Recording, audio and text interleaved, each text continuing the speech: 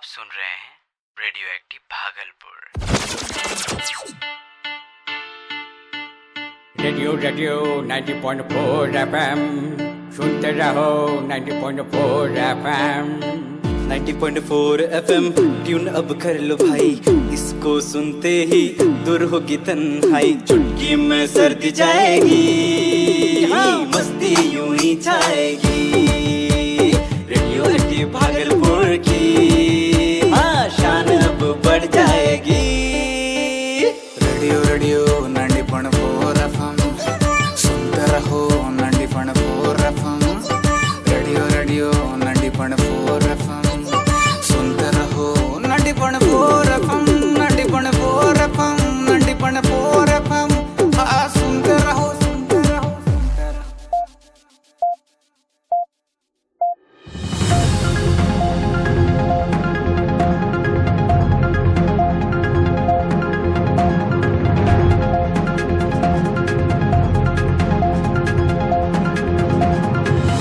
नमस्कार मेरे सेहतमंद साथियों, मैं हूं आरजे मेहता। हम एक बार फिर हाजिर हैं आपके अपने इस खास प्रोग्राम सेहत सही लाभ कई को लेकर, जिसमें हम बात करते हैं आपके स्वास्थ्य के बारे में और स्वास्थ्य से जुड़ी उन सभी जानकारियों के बारे में जो कि भारत के एक आम नागरिक पर से आर्थिक बोझ कम करते हुए उन्हें एक खुशहाल जीवन व्यतीत करने में मदद करता है। साथ ही बताता चलूं कि ये स्वास्थ्य कार्यक्रम सेहत सही लाभ कई नई दिल्ली स्थित संस्था स्मार्ट के सहयोग से प्रसारित किया जा रहा है। नमस्कार, मैं हूँ आरजे अंकिता। दोस्तों, एक बात बोलूं, किसी और के बारे में तो मुझे नहीं मालूम, लेकिन मैं अपनी बात करूं तो टीकन भाभी की डायरी सुनने के बाद मैं काफ़ी बेचैन हो गई थी। सही स्वास्थ्य कितना ज़रूरी है, इसका अंदाज़ा मुझे उनकी आप बीती सुनकर हुआ। इसलिए मुझे बहुत खुशी है कि इस कार्यक्रम को हम आप सभी के स्वास्थ्य के लिए चला रहे हैं। कार्यक्रम का लक्ष्य है स्वास्थ्य को प्राथमिकता देना, ताकि हम अनेक शारीरिक, मानसिक और आर्थिक कष्टों से बच सकें, जो कि हम सभी का दायित्व भी है। शुरू हो चुकी है एक नई कड़ी जो आपकी जिंदगी के साथ है जुड़ी। सेहतिया सिंह और टीकन देवी के संग बात करेंगे सेहत की, दूर करेंगे बहुत से भ्रम। सीखेंगे, सिखाएंगे, पैसे भी अपने बचाएंगे, बेहतर स्वास्थ्य के लिए बदलेंगे अपना व्यवहार। टीबी, हाथी पांव जैसे बीमारियों से अपने बचाएंगे, सरकारी अस्पतालों में मुफ्त इलाज करवाएंगे। बीमारी से सेफ रखेंगे अपना परिवार, रहेंगे रोग मुक्त, जीवन रहेगा खुशहाल। मैं स्वस्थ हूँ, मैं पूरे तन मन से स्वस्थ और तंदुरुस्त हूँ। मुझे हर रोज स्वास्थ्य का उपहार देने के लिए शुक्रिया। Thank you, thank you, thank you. सुनना न भूलिएगा सेहत सही लाभ कई, सिर्फ आपके अपने सामुदायिक रेडियो एक्टिव भागलपुर 90.4 FM पर। पिछले एपिसोड में विभिन्न इम्यूनाइजेशन अफसरों के साथ रेडियो पर चर्चा के बाद मैंने घर जाकर थोड़ी रिसर्च की और तब मुझे पता चला कि हम समय पर टीकाकरण करवाकर कितनी ही बीमारियों से बच सकते हैं। तो इसलिए क्यों ना आज हम इसी विषय पर और गहराई से बात करें, और इस विषय की जानकार टीकन भाभी हमारे बीच मौजूद हैं, जो हमारे ज्ञान को और बढ़ाएंगी। हाँ बिल्कुल, कुछ आपकी सुनूंगी और कुछ अपनी कहूंगी। शुक्रिया इस बेहतरीन कार्यक्रम सेहत सही लाभ कई की कड़ी को रेडियो पर चलाने के लिए और हमारे सभी श्रोताओं को सेहत के बारे में सतर्क करने के लिए। तो क्यों ना जिन श्रोताओं ने किसी कारण हमारा पिछला एपिसोड नहीं सुना, उन्हें आप दोबारा से बता दें कि टीकाकरण यानी कि इम्यूनाइजेशन होता क्या है। बिल्कुल, टीकाकरण या वैक्सीनेशन का मतलब है टीका लगवाना या कोई दवा लेना जो हमें बीमारियों से बचाता है। इसमें बीमारी फैलाने वाले कीटाणु कमजोर पड़ जाते हैं या खत्म हो जाते हैं। जब टीका शरीर में जाता है तो शरीर बीमारी से कैसे लड़ना है उसके बारे में सीखता है। इससे यह फायदा होता है कि अगली बार अगर उसी बीमारी के कीटाणु हमारे शरीर में आते हैं तो यह वैक्सीन एक सुरक्षा कवच का काम करता है। सही कहा आपने। और देखिए, आज का विषय भी तो आपके नाम से जुड़ा है, टीकन और टीकाकरण। सही पकड़ा आपने, लेकिन मेरा नाम टीकन ऐसे ही नहीं रखा गया। इसके पीछे एक मजेदार कहानी है। जब मैं पैदा हुई थी तब मेरे घर में सब बहुत खुश थे। मिठाइयाँ बांटी गई थी, घर में रंगोली सजी और पूरे मोहल्ले में ढोल नगारे बजने लगे। वजह भी खास थी, मैं अपने माता पिता की पहली संतान थी और पूरे खानदान में वर्षों बाद जन्मी पहली बेटी। लेकिन सबसे ज्यादा खुशी मेरे दादाजी को हुई थी। माँ बताती है कि दादाजी की आंखों में खुशी के आंसू थे। उन्होंने पूरे परिवार से साफ कह दिया था, अब मेरी पोती आई है तो इसकी और इसकी माँ की देखभाल की जिम्मेदारी अब मेरी है। इन्हें अच्छा पोषण और स्वस्थ माहौल दूंगा। मेरी पोती सभी पोतों से किसी प्रकार से कम नहीं होगी। और ऐसा ही हुआ। माँ को कई महीने तक किसी भी घरेलू काम में हाथ नहीं लगाने दिया गया। उनके खान पान का पूरा ध्यान रखा गया। पूरे 6 महीने तक मैंने सिर्फ माँ का दूध पिया। दादाजी का कहना था, अगर माँ स्वस्थ रहेगी, ठीक से खाएगी पिएगी, आराम करेगी, तभी तो बच्ची को पूरा पोषण मिलेगा। 6 महीने के बाद भी मेरे पूरक आहार में दादाजी काफी दखल देते थे। माँ बताती है कि वो और मेरे पापा मेरे साथ खेलते और मुझे खाना भी खेल खेल में खिलाते। दादाजी एक और बात के लिए हमेशा सतर्क रहते थे, वो है टीकाकरण। जैसे ही मैं पैदा हुई, उन्होंने मेरे टीकाकरण की पूरी जिम्मेदारी अपने कंधों पर ले ली। बार बार नर्स से पूछते कि मुझे वो 3 टीके लगे कि नहीं। 3 टीके? कौन कौन से हैं वो? जरा एक बार फिर बता दे। अरे कितनी बार तो बता चुकी हूँ, चलो फिर से बताती हूँ। जन्म के साथ ही टीकाकरण की प्रक्रिया शुरू हो जाती है। जैसे ही बच्चा पैदा होता है, उसे 3 टीके जरूर लगते हैं। पहला है BCG, दूसरा हेपेटाइटिस बी का पहला डोज और तीसरा पोलियो का पहला टीका, जिसे हम पोलियो की 0 डोज भी कहते हैं। इसके बाद जब माँ घर आई तो दादाजी हर 2 से 3 सप्ताह में आशा दीदी के पास पहुंच जाते और पूछते, दीदी मेरी पोती को अब कौन सा टीका लगना है? अगला टीका कब लगेगा? टीका लगवाने से पहले क्या करना है? बुखार आए तो कैसे संभालना है? वो हर बार न सिर्फ मुझे टीका लगवाने ले जाते बल्कि आशा दीदी से सवाल जवाब भी करते। उनके पास एक छोटी सी डायरी थी जिसमें वे हर टीके की तारीख, जगह और टीका लगाने के बाद उसका प्रभाव नोट करते थे। दादाजी की इस जागरूकता को देखकर गांव वाले पहले तो चौंके, फिर हंसने लगे। लोग कहते, अरे देखो इस बच्ची की कितनी देखभाल हो रही है, इसे तो टीका नहीं कहो। शुरुआत में ये नाम मजाक में रखा गया, लेकिन धीरे धीरे यही नाम मेरी पहचान बन गई। मुझे आज गर्व है कि मेरा नाम उस प्रक्रिया से जुड़ा है जो न सिर्फ बच्चों को गंभीर बीमारियों से बचाता है, पर उन्हें स्वस्थ जीवन की ओर ले जाता है। दादाजी हमेशा कहते थे, बच्चों को जीवन भर मिले सुरक्षा अगर नियमित रूप से लगवाए टीका। आपकी तो हर बात में एक कहानी होती है। मजा आ गया आपके नाम की कहानी सुनकर। एक बात तो समझ में आई कि इम्यूनाइजेशन, टीकाकरण या वैक्सीनेशन सब एक ही प्रक्रिया के अलग अलग नाम हैं। बिल्कुल, इस प्रक्रिया में 2 तरह से, यानी इंजेक्शन के द्वारा या मौखिक खुराक के रूप में टीका दिया जाता है। भाभी, अब बताइए कि कौन कौन सी बीमारियों से बचने के लिए टीके लगाए जाते हैं? बहुत सारी जानलेवा बीमारियां जैसे कि डिप्थीरिया, काली खांसी, टेटनस, पोलियो खसरा, रुबेला, हेपेटाइटिस बी, बच्चों की टीबी, निमोनिया, डायरिया, जापानी इंसेफेलाइटिस और टाइफाइड जैसी अनेक बीमारियों से टीके बचाव करते हैं। बाप रे, टीकाकरण से इतनी सारी बीमारियों से बचा जा सकता है। इसके बारे में तो मुझे पता ही नहीं था।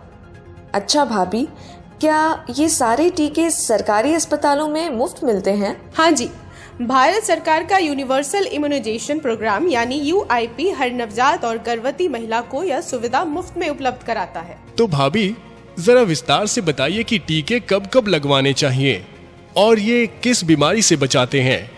RJ मेहताब जी, भारत सरकार ने इसके लिए एक पूरा टाइम टेबल तय कर रखा है, जिसे हम राष्ट्रीय टीकाकरण कार्यक्रम NIS कहते हैं। जन्म के साथ ही टीकाकरण की प्रक्रिया शुरू हो जाती है। जैसे कि मैंने पहले बताया, बच्चा के पैदा होते ही 3 टीके जरूर लगते हैं। पहला BCG जो TB यानी ट्यूबरकुलोसिस से बचाता है। दूसरा हेपेटाइटिस बी का पहला डोज जो लिवर की बीमारी से बचाता है। और तीसरा पोलियो का पहला टीका जिसे हम पोलियो की 0 डोज भी कहते हैं। मतलब ये है कि अस्पताल से माँ और नवजात शिशु को छुट्टी मिलने से पहले ही सुरक्षा की शुरुआत हो जाती है। बिल्कुल सही कहा आपने RJ अंकिता। फिर इसके बाद 6 हफ्ते, 10 हफ्ते और 14 हफ्तों पर टीके लगते हैं। जिसमें सबसे पहले पोलियो का टीका, ताकि बच्चों को पोलियो से बचाया जा सके। फिर आता है पेंटावेलेंट टीका, जो एक साथ 5 बीमारियों से बचाव करता है। ये है डिप्थीरिया, काली खांसी, पुर्टोसिस, टेटनस, हेपेटाइटिस बी और HIV इन्फेक्शन। साथ में दिया जाता है रेट्रावायरस का टीका, जो बच्चों को डायरिया जैसी गंभीर बीमारियों से बचाता है, और कुछ जगहों पर PCV यानी निमोनिया से बचाव वाला टीका भी लगाया जाता है। मैं तो आज ही अपनी बहन को कॉल करके पूछूंगा कि आखिर मेरी भांजी को अभी तक इनमें से कितने टीके लगे हैं। क्या इसके अलावा भी कोई टीके लगते हैं? हाँ, जब बच्चा 9 महीने का हो जाता है तब बच्चों को 2 जरूरी टीके लगाए जाते हैं। पहला है खसरा रुबेला MR का टीका, जो खसरा और रुबेला जैसी बीमारियों से बचाता है। और अगर बच्चा ऐसे इलाके में है जहां जापानी इंसेफेलाइटिस GE का खतरा है, तो GE का टीका भी लगाया जाता है। मतलब कि 9 महीने पर फिर एक और सेहत की ढाल बनती है। उसके बाद 16 से 24 महीने की उम्र में बूस्टर डोज लगते हैं। इसमें MR का दूसरा टीका, DPT का बूस्टर, जो डिप्थीरिया, काली खांसी और टिटनेस से फिर से सुरक्षा देता है, पोलियो बूस्टर, और जहां जरूरी है वहां फिर से JE बूस्टर दिया जाता है। तो बचपन से ही काफी ध्यान रखा जाता है बच्चों का। लेकिन क्या बड़े बच्चों के लिए भी टीके होते हैं? हाँ, जब बच्चा 5 से 6 साल का होता है तब उसे फिर से DPT का दूसरा बूस्टर दिया जाता है, ताकि उसकी इम्यूनिटी मजबूत बनी रहे। और फिर 10 साल और 16 साल की उम्र में TD का टीका लगाया जाता है, जो टेटनस और डिप्थीरिया से बचाता है। गर्भवती महिलाओं के लिए भी TD के 2 टीके अनिवार्य हैं। पहला टीका प्रेगनेंसी की शुरुआत में, दूसरा टीका 4 हफ्ते बाद लगाया जाता है, ताकि माँ और बच्चे दोनों को टेटनस से सुरक्षा मिल सके। आपने तो एकदम टाइमलाइन के साथ सब क्लियर कर दिया। यानी हर उम्र पर, हर मोड़ पर टीकाकरण हमारी ढाल बनता है ना भाभी?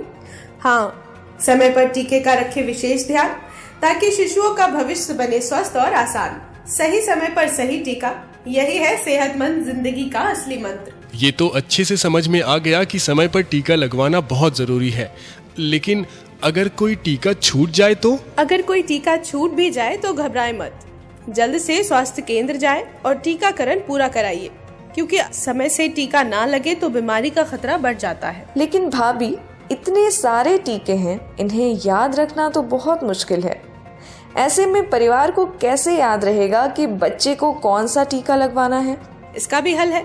आजकल हर अस्पताल में MCP कार्ड, माता शिशु सुरक्षा कार्ड दिया जाता है। इसमें बच्चों को कौन से टीके कब लगने हैं उसकी पूरी लिस्ट होती है, जिससे माता पिता को कोई उलझन नहीं होती। मुझे यह बताइए कि क्या आप लोगों ने मिशन इंद्रधनुष का नाम सुना है? हाँ, बिल्कुल सुना है। मिशन इंद्रधनुष तो सरकार ने 2014 में शुरू किया था, ताकि जो बच्चे और महिलाएं टीकाकरण से छूट गए हैं उन्हें दोबारा जोड़ा जाए। इस मिशन का लक्ष्य है 90% से ज्यादा बच्चों को पूरा टीकाकरण देना। और इस प्रोग्राम के तहत गांव-गांव, घर-घर जाकर टीकाकरण किया गया। इंटेंसिफाइड मिशन इंद्रधनुष से कई जिलों में टीकाकरण कवरेज में 18% से ज्यादा सुधार भी हुआ है। लेकिन जब हम ग्राउंड पर जाते हैं तो हमने देखा कि कुछ लोग टीकों से डरते भी हैं। कहते हैं बुखार आ जाता है या कमजोरी हो जाती है, वगैरह वगैरह। मैं श्रोताओं को बताना चाहूंगी कि हल्का बुखार या दर्द होना बिल्कुल सामान्य है। इसका मतलब है कि शरीर में टीका असर कर रहा है।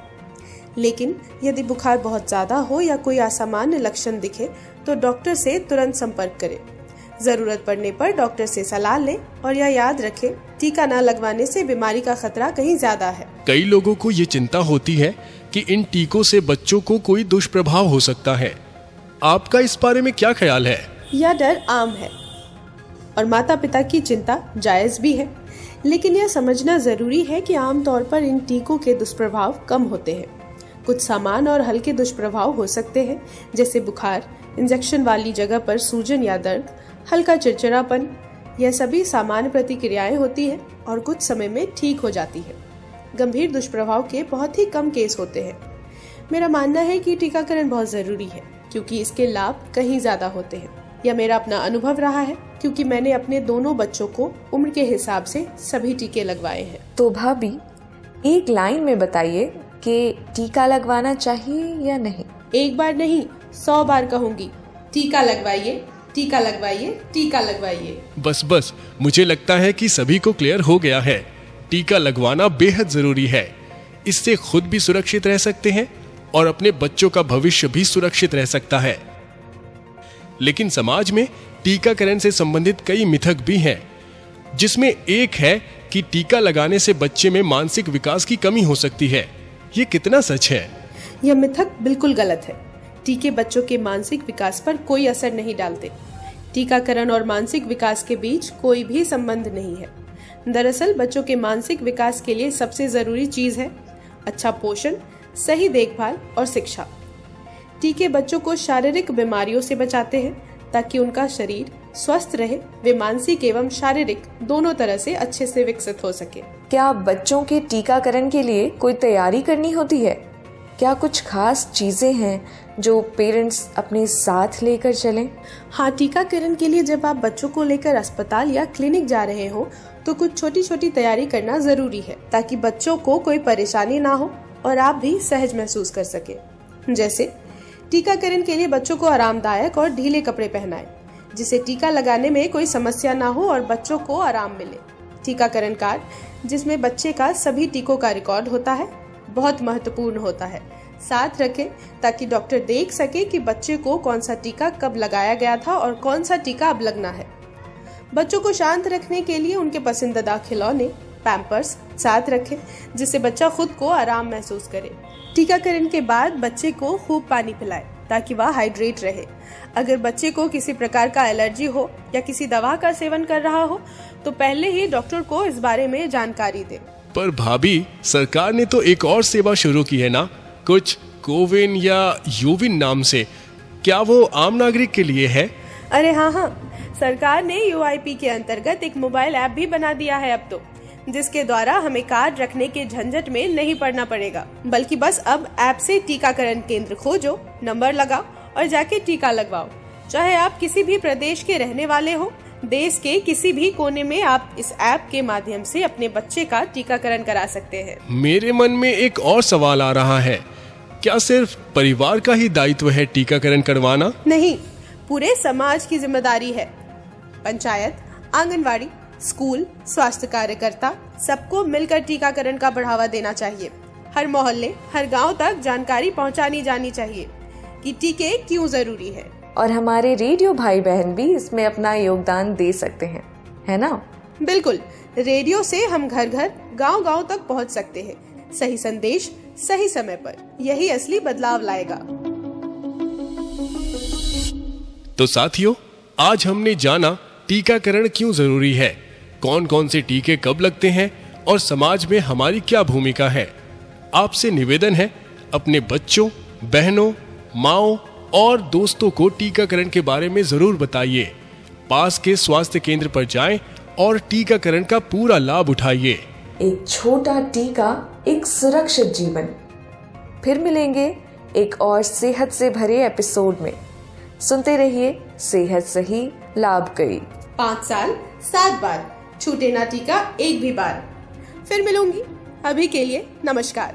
खुश रहिए, सेहतमंद रहिए और सुनते रहिए सेहत सही लाभ कई। संपूर्ण टीकाकरण का मतलब है 5 साल 7 बार, टीका ना छूटे एक भी बार। यानी कि अपने बच्चे को 5 साल तक 7 बार सभी टीके गिनकर लगवाएं। सभी टीके समय से लगेंगे, तभी बच्चे जानलेवा बीमारियों से बचेंगे। 5 साल 7 बार, छूटे ना टीका एक भी बार। चलिए लेते हैं साथ साथ शपथ। हम अपने और अपने परिवार की जिम्मेदारी लेंगे। अपने और अपने परिवार के स्वास्थ्य को प्राथमिकता देंगे, क्योंकि सेहत ही असली धन है। सरकारी स्वास्थ्य सेवाओं और योजनाओं का पूरा लाभ उठाएंगे और दूसरों को भी जागरूक करेंगे। साफ सफाई और स्वच्छता का पालन करेंगे ताकि बीमारियों से बचा जा सके। नियमित जांच और टीकाकरण करवाएंगे और अपने परिवार को भी इसके लिए प्रेरित करेंगे। संतुलित आहार और व्यायाम अपनाएंगे ताकि शरीर और मन दोनों स्वस्थ रहे। महिलाओं, बच्चों और बुजुर्गों की सेहत का विशेष ध्यान रखेंगे। जब पूरा समाज स्वस्थ और सशक्त बनेगा, तभी भारत समृद्ध बनेगा। सेहत सही तो लाभ कई।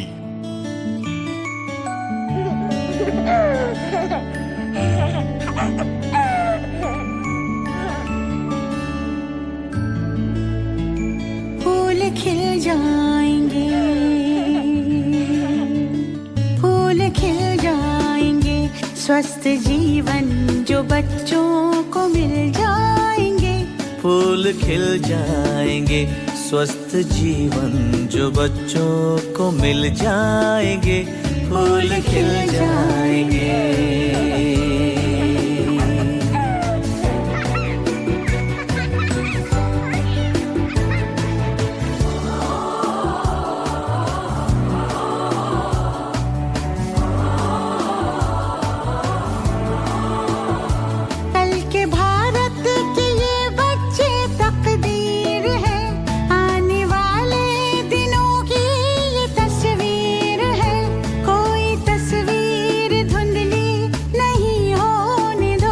प्यार करते हो तो ध्यान भी ये रखो, कोई भी रोग छुपाए ना इनका तन। बच्चों की रक्षा करता है टीकाकरण, बच्चों की रक्षा करता है टीकाकरण, बच्चों की रक्षा करता है टीकाकरण।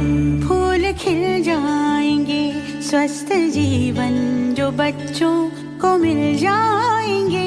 फूल खिल जाएंगे।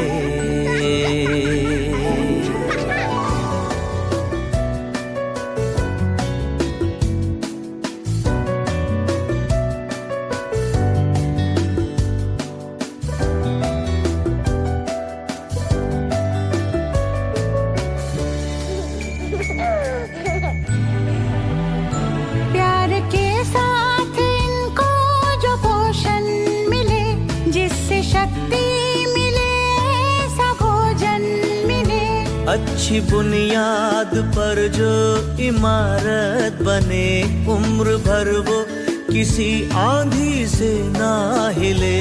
चांद को तुम नहीं लगने देना ग्रहण, बच्चों की रक्षा करता है टीकाकरण, बच्चों की रक्षा करता है टीकाकरण, बच्चों की रक्षा करता है टीकाकरण। फूल खिल जाएंगे,